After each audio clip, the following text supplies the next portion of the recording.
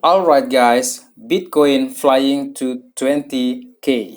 Bitcoin terbang hingga $20.000. Bisakah?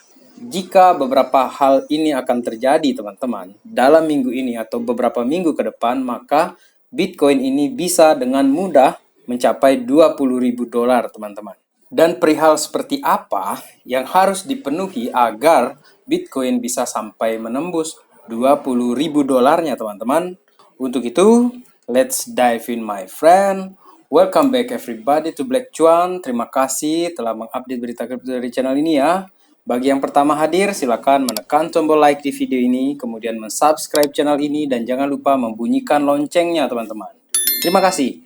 Baik, di kesempatan kali ini kita akan berbicara mengenai hal-hal seperti apa yang harus dipenuhi, harus terjadi dalam minggu ini atau minggu-minggu ke depan ini sehingga Bitcoin bisa dengan mudah mencapai $20.000 teman-teman.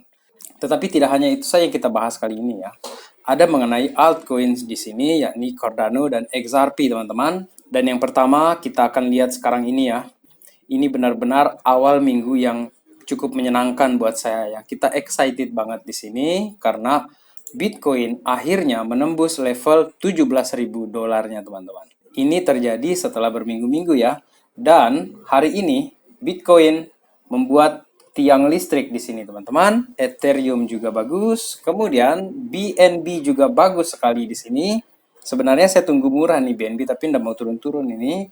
Saya pengennya dia harga $150 lah atau $100 ya. Bisa kita bayar banyak kan, kita beli banyak dia. Kemudian XRP di sini teman-teman juga bagus. Sekarang di 0,35, kemudian Cardano teman-teman. Cardano ini juga bagus ya. 0,32 sekarang ini harganya. Jadi semoga ini menjadi penanda untuk awal tahun ini bisa jadi lebih baik lah untuk market Bitcoin teman-teman ya. Kemudian sekarang ini kita kembali membahas mengenai Bitcoin ya. Apakah dia bisa menembus $20.000-nya teman-teman? Jadi ya teman-teman, menurut cryptoticker.io di sini ya.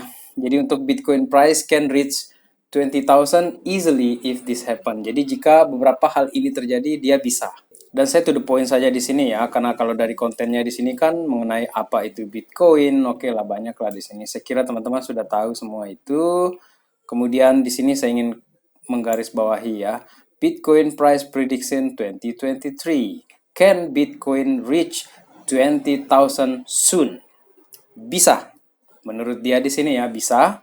Jika CPI data di Amerika itu bagus ya, kemudian inflasinya drop teman-teman, maka 20.000 itu adalah sebuah keniscayaan untuk Bitcoin teman-teman. Dan sebelum saya bahas mengenai prediksi-prediksi tentang CPI ini teman-teman ya, izinkan saya ini sebentar ya untuk membuka salah satu tweet di sini dari Venture Founder ya. Di sini dia menampilkan ya sebuah chart dengan candle Heikin AC candle ya teman-teman. Dan sekarang ini merupakan konsolidasi atau breakdown terpanjang teman-teman, dan sudah 9 bulan di sini terjadi dan terus saja dia terjadi penurunan teman-teman. Jadi kalau sebelumnya ini kan masa-masanya itu pendek ini. Tetapi di sinilah yang terlama di sini. Bahkan teman-teman, di sini dia katakan ya, but it seems to be bottoming out. Perhaps 14K will mark the bottom and turn around. Seperti yang terjadi di tahun 2019, tahun 2015 ini teman-teman. Jadi apakah mungkin ini? Bisa saja hal itu terjadi, tetapi jika ini sudah jadi bottom, 15.000, 14.000 lagi ini sudah jadi bottom teman-teman, dia tidak visit lagi ke 14.000, maka itu adalah hal yang sangat saya harapkan teman-teman. Tetapi kita juga mesti realistis dengan keadaan ya. Kemudian teman-teman, mengenai beberapa hal yang mempengaruhi harga Bitcoin, apakah dia akan bisa menembus atau tidak nih di level $20.000, ini yang harus kita perhatikan teman-teman, dan ini saya rangkum dari investing.com ya. 3 hal yang harus dipantau minggu ini. Yang pertama itu adalah stock market rally, US inflation data, Big Bang earnings. Jadi ketiga hal ini yang harus dipantau ya untuk minggu ini sampai ke depannya. Kemudian teman-teman, ini dari Serkes ya. Week ahead, minggu ke depan ini ya, Amerika dan Cina CPI-nya itu, kemudian Fed's Powell in the spotlight ya. Jadi sekarang ini The Fed itu menjadi pusat perhatian teman-teman karena orang-orang ini sedang menunggu CPI-nya Cina ataupun CPI Amerika Serikat ya. Karena menurut saya ya, CPI data dari Amerika ataupun Cina ini ya, itu bisa mempengaruhi sentimen pasar ke depannya ya. Dan untuk Amerika Serikat sendiri ya, US CPI ini kemungkinan masih akan menaikkan 50 basis poin untuk suku bunga Amerika Serikat meskipun CPI nanti itu akan bagus katanya di sini ya. Apalagi kalau dia lebih buruk teman-teman. Jika CPI ini menandakan jelek ya, ada kemungkinan tidak hanya 50 basis poin teman-teman. Bisa jadi 0,75 atau bahkan mungkin di 100 basis poin teman-teman. Langsung dia hantam 1% seperti itu. Tetapi saya berharap ya bisa turunlah di 0,25 lah saya pengennya ya. Supaya pergerakan pasar Bitcoin ini tidak terganggu ya. Dan yang berkaitan dengan yang ketiga ya tadi itu untuk Big Bang earnings ini ya cukup mempengaruhi juga di sini ya. Jadi key economic events this week ya.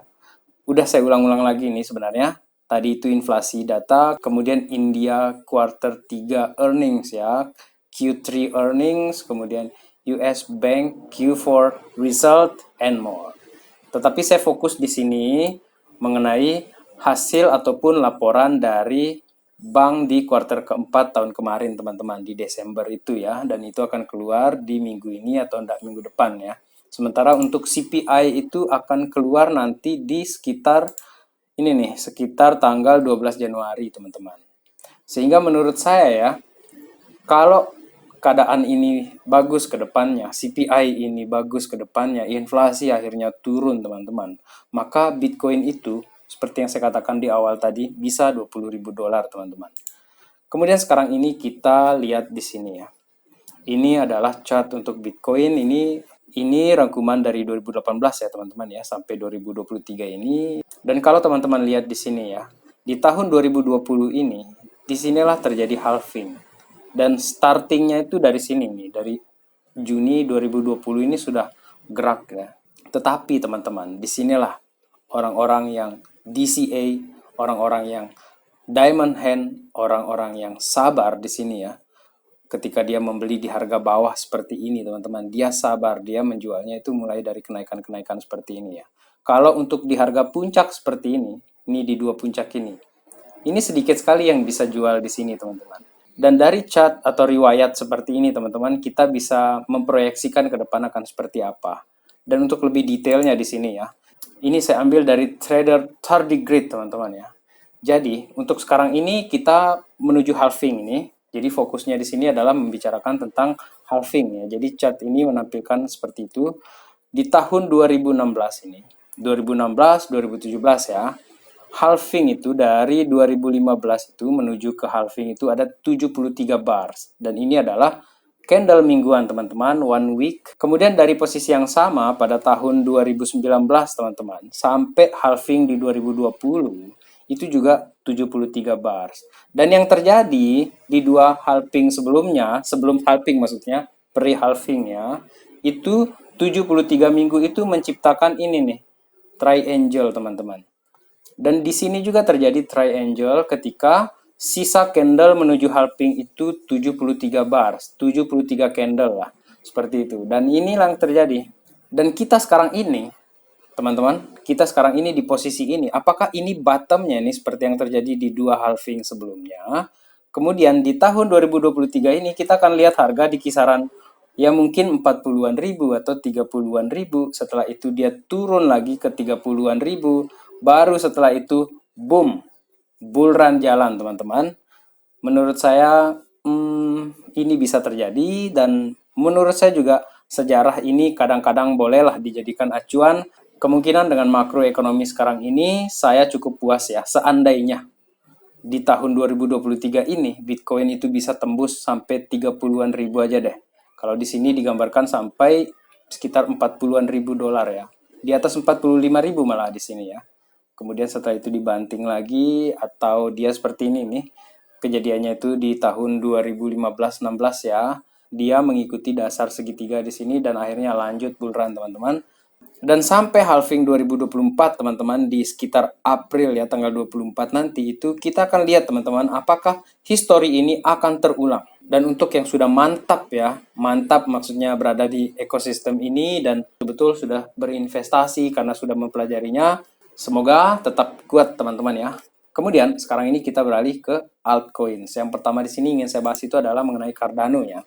Saya tidak akan bahas secara teknis di sini, tetapi saya akan mempersingkat waktu karena untuk Cardano di sini saya ingin bahas mengenai berita-berita positif yang terjadi di Cardano ya. Bukan untuk men-shield Cardano ataupun XRP ya, dua koin itu yang akan kita bahas hari ini, tetapi saya ingin memperlihatkan kepada kalian bahwa mereka ini terus saja membangun di tengah bear market teman-teman. Seperti itulah, mungkin kalian ingin tahu berita-beritanya seperti apa, maka disinilah di Black Cuan lah saya menyediakan informasi terutama tentang Cardano dan XRP.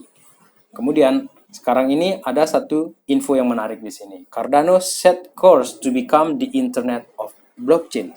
Jadi, hal ini dikatakan bahwa akan ada ini namanya nih Chain Upgrade Events ya atau CUE.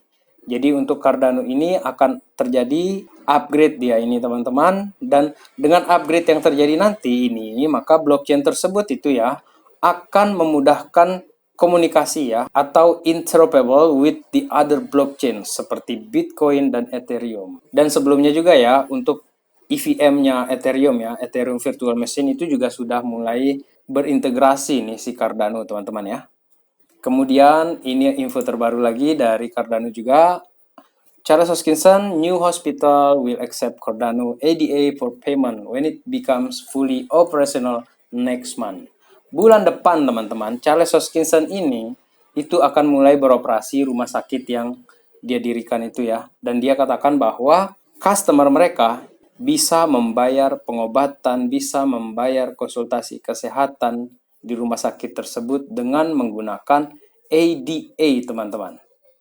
Jadi kalau kalian seandainya berada di Amerika dan kebetulan flu, sakit atau apalah segala macam seperti itu, kalian bisa langsung menggunakan wallet kalian, HP kalian, dan membayar dengan ADA kalian di rumah sakit tersebut teman-teman. So, this is a good news for Cardano. Kemudian teman-teman, sekarang ini kita beralih ke Ripple ya.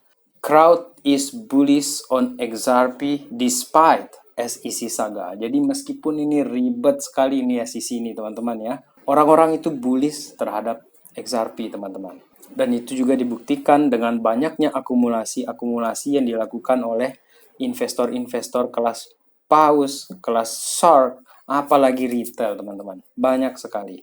Karena narasi di XRP ini, di Ripple ini teman-teman, itu sangat positif untuk long terms. Dan meskipun XRP ya, tokennya itu ataupun Ripple yang merupakan perusahaannya itu berusaha untuk terus berkembang, terus melayani, terus membangun reputasinya ya teman-teman, banyak masih ya sentimen-sentimen negatif itu yang dibangun oleh media-media. Salah satunya di sini Fox Business Host slams XRP fans as conspiracy theories.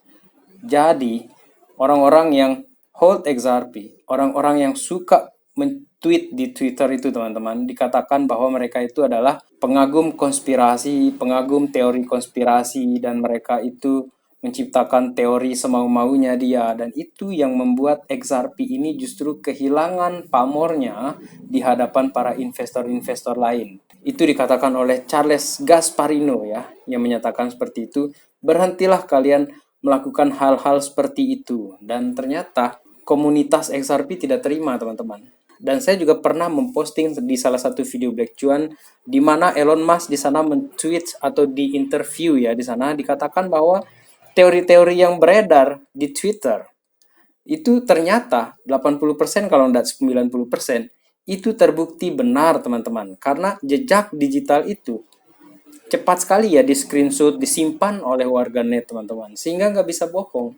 Karena sekarang orang tidak hanya sekedar menerima informasi, tetapi mereka memfilter, mempertanyakan, meragukan, kemudian mereka mencari sumbernya, jadi nggak langsung diterima begitu saja. Tidak seperti orang yang kasih dongeng ke anak kecil, kemudian oh ya ya ya ditelan mentah-mentah.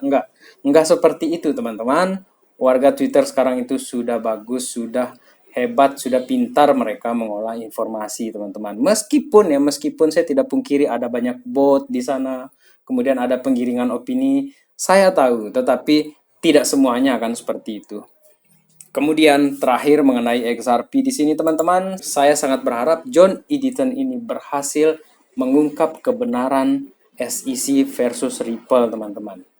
Karena jika XRP kalah, menurut John Eddington ya, ini akan menjadi presiden yang buruk untuk altcoin semuanya teman-teman.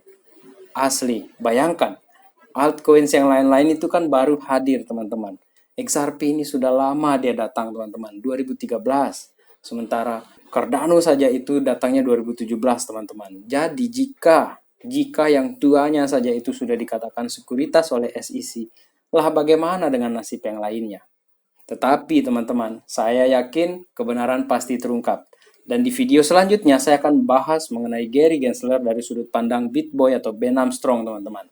Jadi jangan lupa menunggu videonya di update yang berikutnya teman-teman ya. Dan untuk yang kali ini, saya ucapkan terima kasih telah menonton video kali ini teman-teman. Semoga 2023 ini Bitcoin berhasil menembus 20.000 dolarnya bahkan 30.000 dolar sehingga kita bisa melihat awal bull run yang akan sangat menarik yang akan datang teman-teman.